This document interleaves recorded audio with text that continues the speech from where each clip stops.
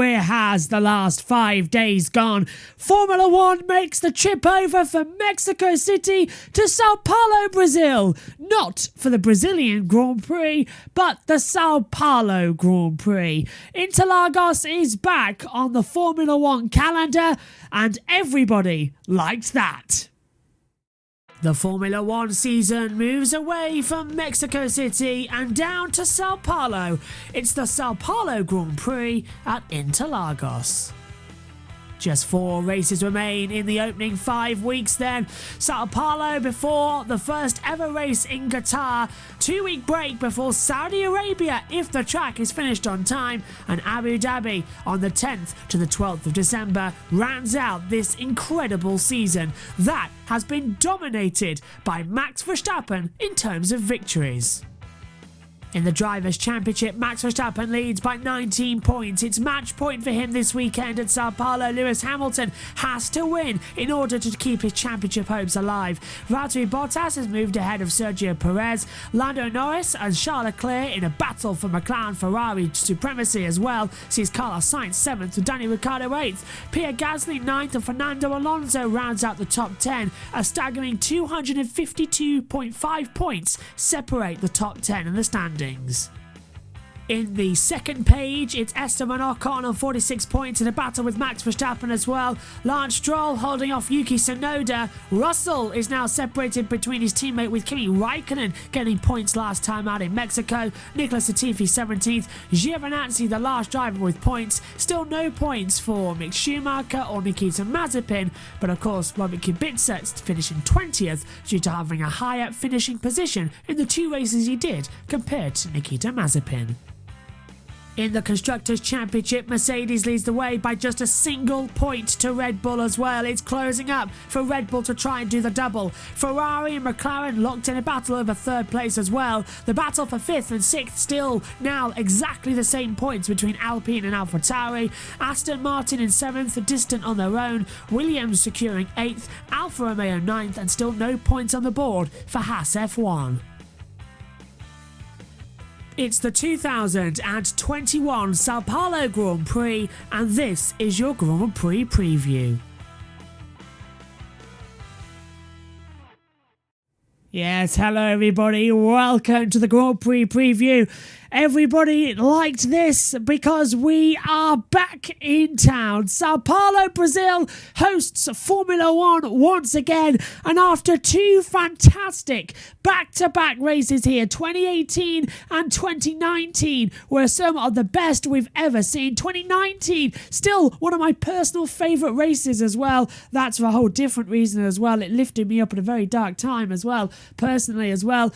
It was a fantastic race, and we're hoping for another fantastic race here today as well, because we have got Lewis Hamilton and Max Verstappen separated by 19 points. It is so close as well. A victory for Max Verstappen this weekend would definitely put Lewis Hamilton on the back foot. In fact, Verstappen doesn't even need to win the last 3 races if he wins here at Sao Paulo. Hamilton will have to win them in order to try and close up the gap in the championship. 19 points may not seem that much, but at this point of the season as well, it is crucial. But anything can happen, and this weekend is a different format. For the 3rd and final time in 2021, we are going with the sprint race format as well, and everything is to play for.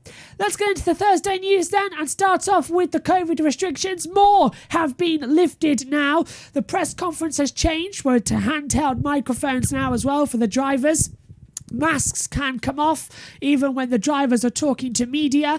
A lot more restrictions being eased as Formula One tries to get back to normal, or should I say maybe even a new normal post the COVID pandemic. But we are already as well seeing numerous things as well. Toto Wolff reporting in the media that Mercedes are frankly very lucky to be in the title fight this year at all, with Red Bull developing a far superior car to them Mercedes in this year as well. And that is proven. Red Bull are still the fastest team in Formula 1. They've been fast throughout the year as well. Mercedes look like they've been playing catch-up most of this year. Max Verstappen winning 9 races this year as well. Lewis Hamilton only winning 5 as well. And at best, they can only equal them this year as well for most number of victories. It's unbelievable. Going into it as well, Pierre Gasly says AlphaTauri at their best level at the moment as well, as that form still comes together as well. They'll be having Red Bull Power Unit Honda engines next year as well, but that form and that team looking to be even fantastica, if that's even a word. But honestly, Pierre Gasly alongside Yuki Tsunoda next year could be quite an exciting lineup for the battle for even maybe 4th in the Constructors' Championship as well, if they can get up there with McLaren and Ferrari. Just a couple of points separate McLaren and Ferrari, however, as well. Ferrari is the first time in a number of races taking over the spot in the top of the standings as well for 3rd, away from McLaren as well, with some fantastic results last time out as well. Ricciardo getting clipped around turn number 1 as well, hitting the back of Bottas, cost points to the team. Going forward as well, expect a number of penalties once again this weekend, but for at least 3 cars as well. And that's all as a result because the engines, as well as several other major factors of the cars, basically the shipping containers, were shipped from Mexico to Miami in America, and then they were shipped back to Brazil, flown over. But due to bad weather on the Monday in Mexico, they never left. So they left on Tuesday, which means it's been a mad rush to try and get everything to the circuit in time for today. They're still not there. They still haven't got everything. McLaren and Ferrari, the 2 worst affected teams, but the usual lockdown period between the night shifts as well, the lockdown of the paddocks and no teams or drivers can work on it, that has been lifted for Friday. So mechanics in the middle of a triple header are going to work throughout tonight to set up the garages ready for first practice tomorrow, which admittedly is on at a later time due to the sprint weekend, so they've got a bit more time. But the night Joker shifts have been gone. Everybody can stay in the track. The track will not lock down overnight as well, but it's going to be a major rush to get everybody ready in time for free practice 1. So I want to say a salute to all of the mechanics across all of the teams that are going to get that done in time. You deserve a massive break and a massive pay raise for that one, especially this triple header with Mexico and Brazil. If it's difficult getting from Mexico to Brazil, how on earth are we going to get from Brazil all the way to Qatar by next week? The mind boggles. Anyway, that's all the news we've got for you at the moment as well for Formula 1. We'll have more coming to you tomorrow in first practice after we have done all the media day as well, because we're on a different time zone here in the UK to what we normally are, a bit like in Mexico. So let's take a look around the Interlagos circuit on the F1 2021 game in Lapatac. Let's take a look at the Autodromo Juan Carlos Palace as well, a 2.677 mile circuit, 15 turns in total, commonly known as Interlagos. This fantastic circuit been on the calendar since the 1960s. On board with the Mercedes from 2021. Good acceleration out of the last corner, 8th gear, 335 kilometers an hour as you approach the braking zone for turns 1 and 2. The Senna S down, 3rd gear, 130, 5th gear, 220 as you round turn 3. The Curve de Sol down the Retroposta towards Casino de Laga. First DRS detection zone, then 8th gear, 335 kilometers an hour, back on the brakes, slammed down 4th gear, 175, back up through turn 5, 7th gear at 275. Up now to the top of the hill at Ferradura, down now 5th gear, 220 kilometers an hour to the braking zone, to the first hairpin down at turn 8. Down now, 3rd gear, 120 kilometers an hour, back on the power ever so gently as you rise up the hill towards Magullo at turn 10. 5th gear, 210 kilometers an hour as you ride through turn 11 before into turn 12 and the second checkpoint for sector 2. Juncao down now, 3rd gear, 130 kilometers an hour, back up the hill through turn 13 before coming through the boxes corner at turn 14. 7th gear, 270 kilometers an hour, open up the DRS once again, back up 8th gear, 330 kilometers an hour. That is a lap of Interlagos. Okay, here's the times then coming into this weekend for the Sao Paulo Grand Prix here at Brazil.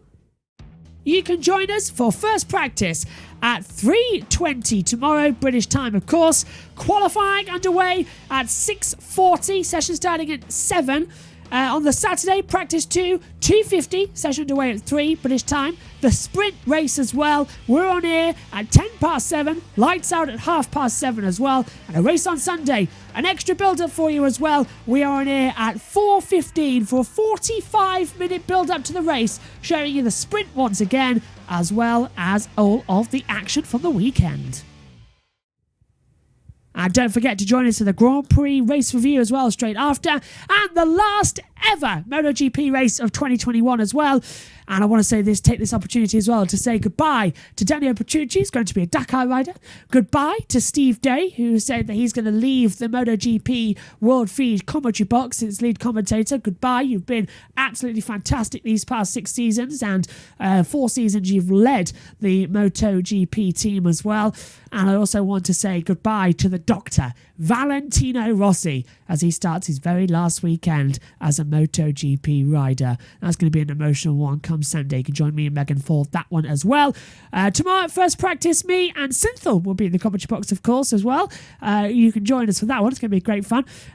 Qualifying as well. Megan Birch will be alongside me. FP2 on Saturday. It'll be Ian Birch alongside me in the box as well for the sprint race and the race as well. We're all back together again as well for the action. My thanks to all of you at home for watching. We'll see you tomorrow for free practice 1 of the Sao Paulo Grand Prix. Good night to you all.